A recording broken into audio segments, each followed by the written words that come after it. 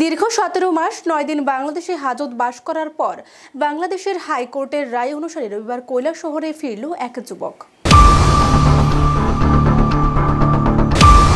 জানা যায় গোবিন্দপুর 11 নং ওয়ার্ড এলাকার বাসিন্দা বিলাস সরকারের ছেলে রুহিদাস সরকার বেড়াবার উদ্দেশ্যে 2022 সালের জুন মাসের 3 তারিখ মুরৈছড়া এলাকার ভারত বাংলাদেশ সীমান্তের কাঁটাতারের বেড়া অবৈধভাবে পেরিয়ে বাংলাদেশে পাড়ি দেয়।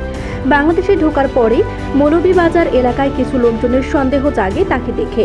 তারপর তাকে জিজ্ঞাসাবাদ করা হলে স্বীকার করে যে সে অবৈধভাবে বাংলাদেশে প্রবেশ করেছে। এরপরই তাকে স্থানীয়রা বিজেপি জওয়ানদের হাতে তুলে দেয় এবং তাকে মৌলভীবাজার থানায় নিয়ে যাওয়া হয়। দীর্ঘদিন সে বাংলাদেশের মৌলভীবাজার কারাগারে হাজত বাস করে।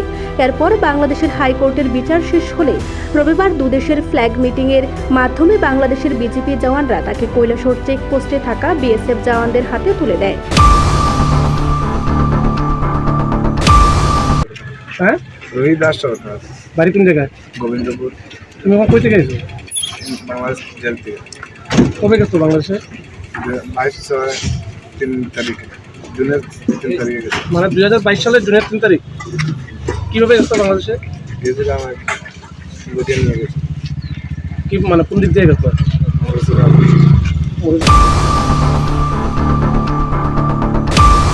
বর্তমানে সে কৈলাসহর থানার হেফাজতে রয়েছে। তাকে তার পরিবারের লোকেদের হাতে তুলে দেওয়া হবে বলে কৈলাসহর থানার পুলিশের কাছ থেকে জানা যায়।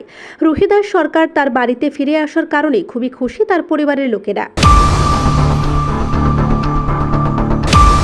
আমার ছেলে হাঁটতে হাঁটতে সে বাংলাদেশ পাঠিয়েছিল।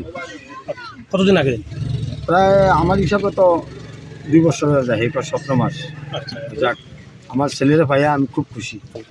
বাংলাদেশ পুলিশ বিএসএফের কাছে দিছে, আর এখন কৈলাসহর থানার পুলিশের কাছে দিছে। কৈলাসহর প্রতিনিধির রিপোর্ট, এশিয়ান টাইমস।